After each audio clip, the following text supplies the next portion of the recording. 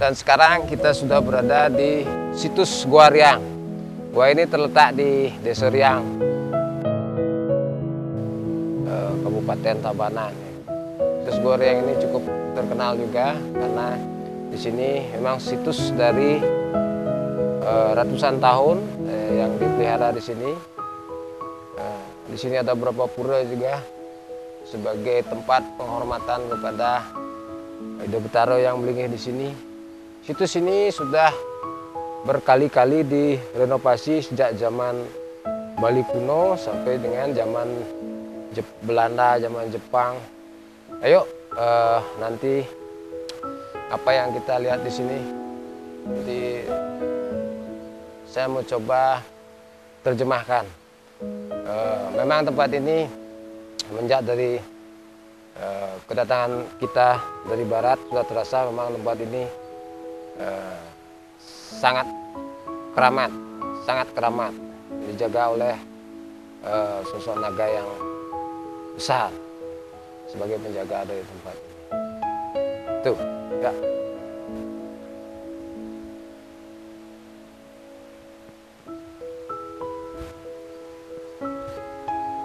Dan kita mau wawancara dengan juru mangku yang ada di sini. Nanti kita mau tanya bagaimana sejarah dari pura ini sendiri. Yuk. Di sini memang view-nya bagus. View-nya lumayan bagus. Swastiastu jero mangku. Mungkin tiang jadi mentaken iki pun api sejarah iki. Dan tiang niang po. Nggih, tapi Oh no. sepengetahuan rago. Jadi kau nani nikahnya zaman berandau kan nikah, zaman anu nikah kan. Kita Oh, anu makaryo itu berdua lah nikah hari anu dua. Jadi terluning pun nikah. ngen api niko. Napi? Ngen tongos meja so napi ngen api. Dia nak anu nikah patung nikah rekod kan kian rekod kan yang sung. Patung Buddha. Patung Buddha. Ngen iki kolam iki ngen api lan pesiraman. Oh, pesiraman kan iki beji. Beji. Yang biasa niki Pujo Wali iki. Iya. Yang anu ajak siang siok kelihan ki nungsung. Siok lihat. Iya. Anu iki beji ka. Iso dijo kan niko nyungsung. Mikir yang. Riang, Anta kajon ka anta ke Darmo. Kadarmo. Yang ancut kan. Nggih, Ajak tiang siok kelihan. siok lihat. Siok bayar kan. Ket kocap iki nak tapi dah wingit kocap iki tengah keten pirang tiang. Ngerti niko? Napi tengat Iya. yasau kan ka. Keten pirang tiang besan. Dan yasau biasa kan. Oh niki niki kirim ke tujuan niki Tabanan. Tabanan ka. Angkangin ke Cilebuh itu mapunduh. Nggih, nggih. Mau di kan ngelodang ke Tabanan. Niki pura napi ke benten? Iki dalam keruncing, Dalam napi? dalam keruncing. Dalam keloncing. Iki anu gua ni ka. Pura Ya Ih. gua. Ya ajak orang kau. Yang diko Niko tan anu ni ka. Nak lontar alu drikin ka. oh, kenten. Artinya di niki yang rerah di kentana. Ini stomat dia utama na. Di jana niko no utama kocap. Artinya Tapi ya jeruan niki. Jabuan kita kan kenten. dan wenten. Sami kita. Ya sami ka. Nggih. Anu ni ka. Taman Biji ni ka. Taman Biji. Ya. Oh. Nggih. Dan menurut orang-orang di sini, saya di sini dipakai sebagai tempat permandian. Tempat permandian suci ya di sini, tempat sini. Dan sini juga ada juru mangkunya, katanya Pujo Walinya lagi 3 hari. Dan mari kita ke atas yuk. Di sini tempatnya ada reservoir, tempat penangkapan air. Ini mengalirkan air dari sini ke kota Tabanan. Jadi di sini memang pusatnya air. Air itu katanya keluar dari goa yang ada di utara sana itu. Dan tempat ini dulu pertama kali dimanfaatkan oleh kalau kita flashback masa lalu orang Belanda, Jepang juga memanfaatkan di sini. Dan juga dipakai untuk tempat persembunyian waktu perang sekutu. Ayo kita ke atas sana. Nanti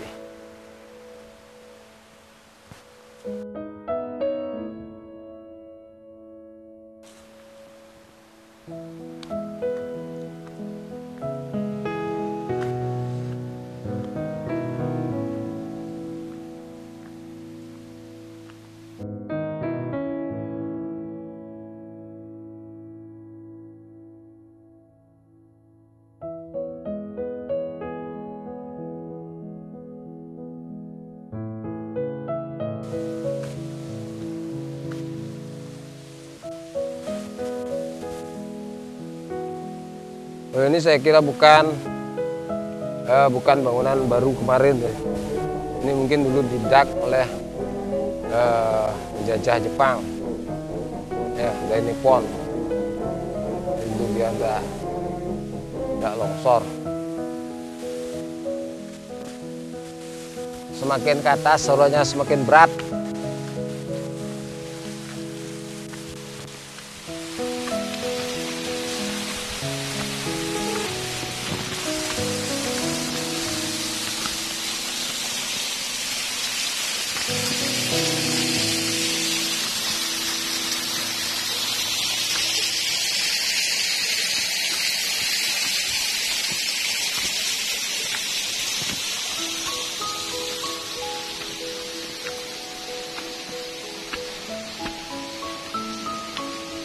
Dari apa yang saya lihat di sini memang tempat suci dengan aura yang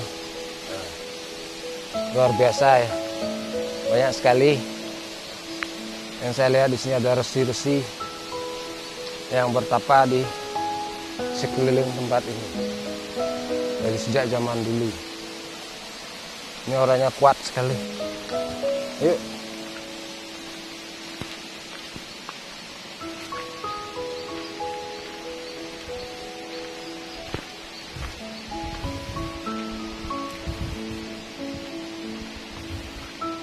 Posisi bertapa menghadap ke matahari.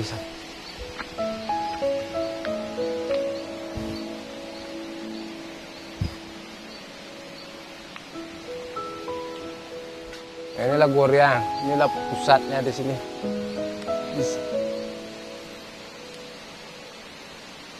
Di sini kalau saya lihat memang tempat para resi zaman dulu bertapa. Situs ini memang sudah sejak zaman dulu. Sebelum Hindu masuk ke Bali, situs ini sudah ada. Ini sebenarnya ada semacam titi seperti ular, dan sampai sekarang pun aura kekuatan orang zaman dulu itu masih ada di sini, sangat kuat. Ada yang pakai baju hitam seperti resi-resi itu pakai pakaian hitam, ada yang pakai pakaian putih, tapi dominan di sini adalah pakaiannya hitam semua. Katanya di dalam ada patung Buddha, patung Buddha.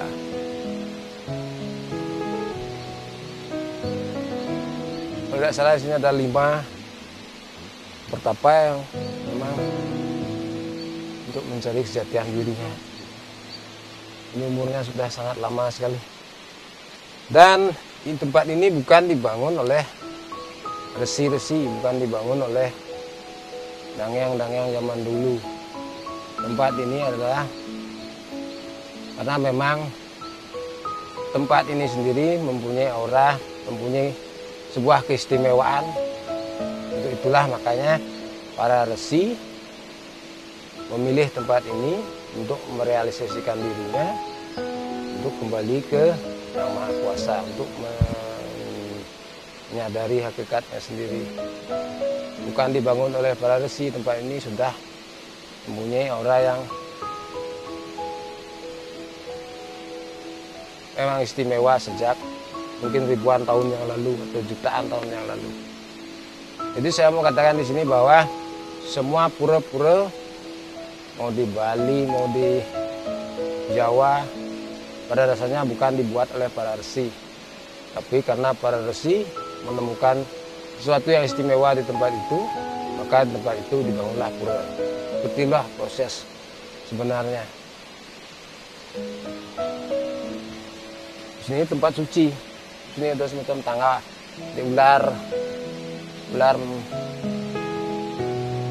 hitam putih merah.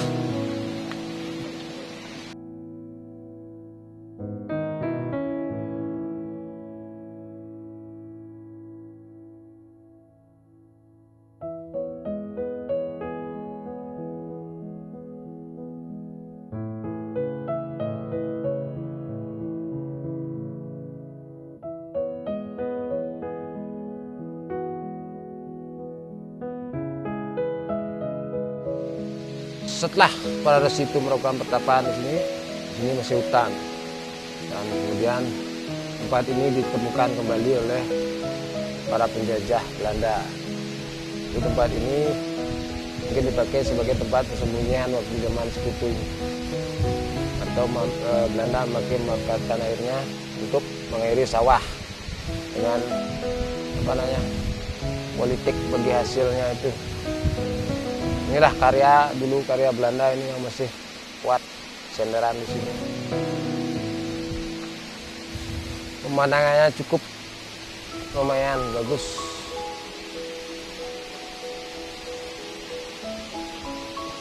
Dan di sini memang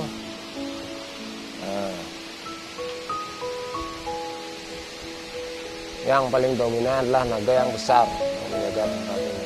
Naga yang luar biasa besar. Memang ini tempat memang adalah naga itu, naga purba itu sudah ada sejak sebelum mereka bertapa di sini. Kalau menurut sejarah di sini situs-situs yang ada di sini memang seumuran dengan situs yang ada di Gua Gajah. Itu menurut sejarah. Tapi kalau saya lihat pribadi, memang tempat ini dari jutaan tahun yang lalu memang sudah merupakan punya tempat yang memiliki keistimewaan tersendiri. Makanya para maharesi dengan kekuatan batinnya, beliau datang sini untuk meresonansikan diri dengan kekuatan suci itu sendiri. Kemudian dia bisa kembali ke alam yang lebih tinggi. Itu juga terusnya menjadi pelajaran bagi orang Bali sendiri, orang Hindu sendiri, bahwa tujuan dulu orang ke tempat suci adalah untuk meresonansikan diri, menelaraskan energi seperti itu, agar energi kesucian yang ada di tempat itu bisa menggetarkan energi kesucian yang ada di diri manusia, kemudian bisa merealisasikan dirinya, bisa menyatu dengan Yang Maha Kuasa. Tapi orang sekarang kalau pergi ke tempat suci, malah tujuannya adalah keduniawian.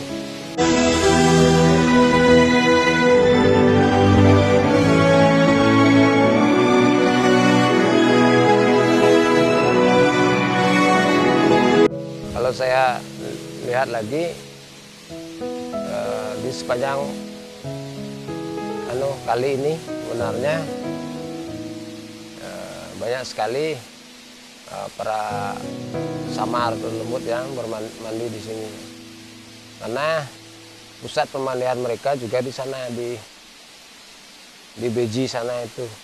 Jadi tempat ini bukan hanya dipakai mandi manusia ataupun untuk menyucikan Purbalingga, tapi juga dari alam-alam bawah juga ikut mandi di tempat seperti ini. Tuh.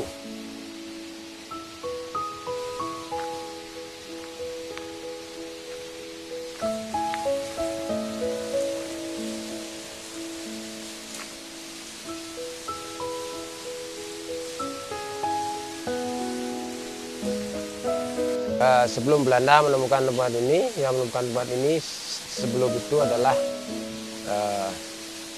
Puri Tabanan, orang-orang di kerajaan Tabanan. Kemudian melihat sinar atau apa di tempat seperti ini, dan mereka merawatnya di sini. Setelah itu baru Belanda, setelah itu Jepang. Mereka pun membangunnya pakai romusa, buat tempat persembunyian, menyembunyikan alat-alat perang.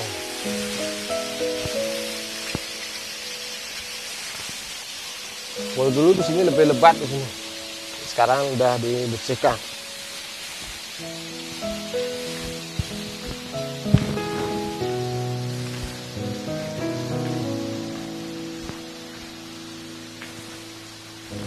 Yang saya lihat masih sampai sekarang pun, entah mungkin betapa ribuan tahun,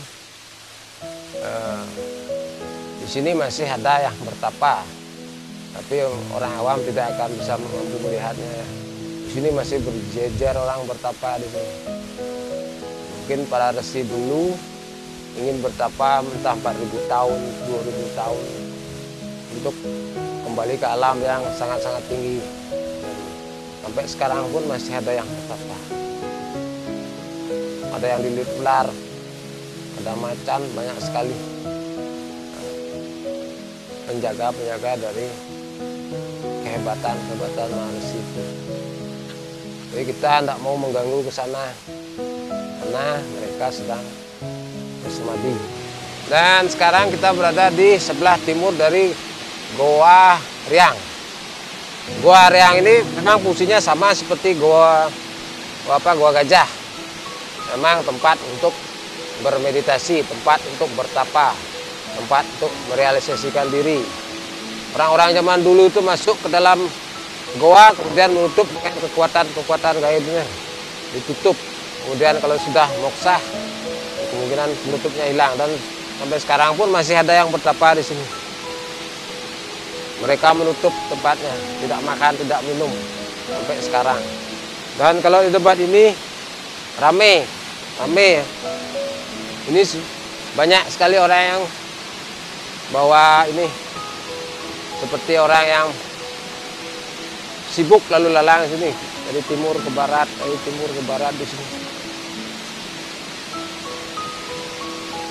Tempat dari para samar, dari para lelembut, membawa sok kasih, membawa semacam tas apa namanya. Ya, yuk jalan.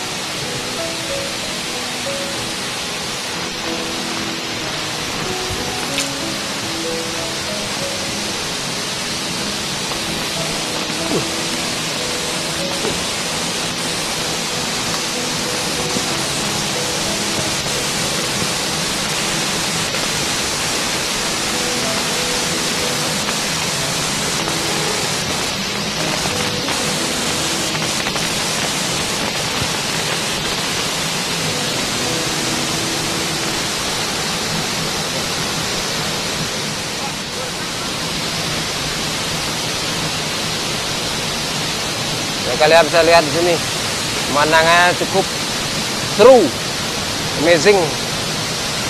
Ada air terjun, banyak, bagus sekali. Kalau ngomong sini harus teriak-teriak karena air terjunnya sangat bising.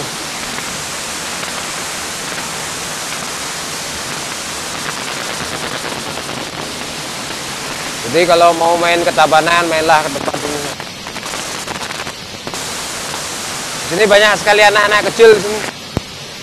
Anak kecil, orang dewasa dari dunia para samar ada di sini.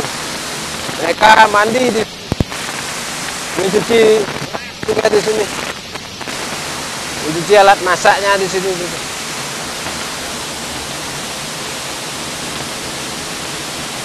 Ini seperti ada yang menjaga mereka, mengawasi anak-anak mereka supaya enggak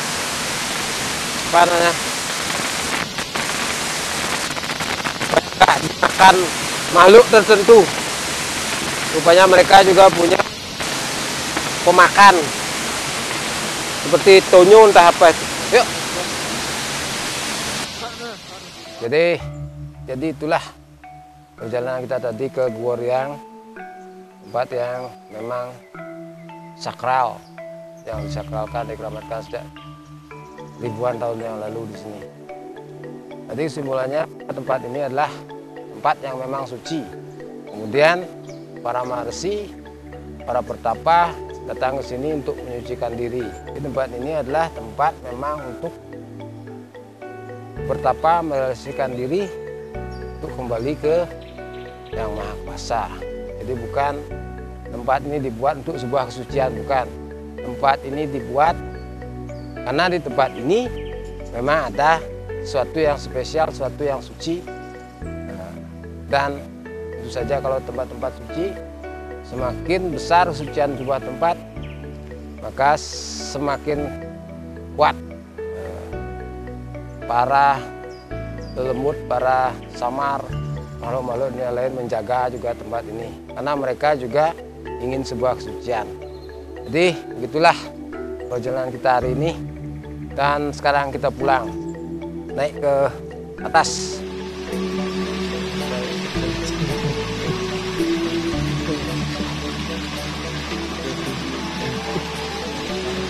Masuk ke dunia